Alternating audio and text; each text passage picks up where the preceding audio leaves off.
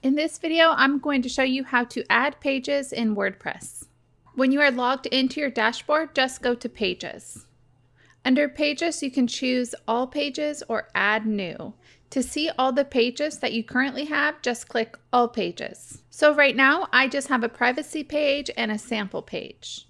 Then to add our pages, I'm going to choose Add New. Then you just type in the name of your page in the title area. So I'm just going to add home page. So I'm going to type in home and then click publish. So it said the page is now live, and now I'm going to go in and add a few more pages.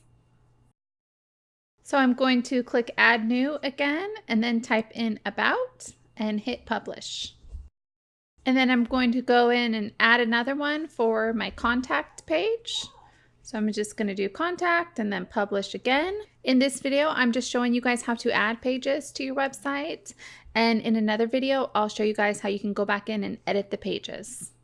So if we go back into all pages, we can see here that these are all the pages that I currently have on my website. And if we go back into the front end of my site, we can see that the pages are also showing in the navigation menu up here. Okay, so that is how you add pages in WordPress.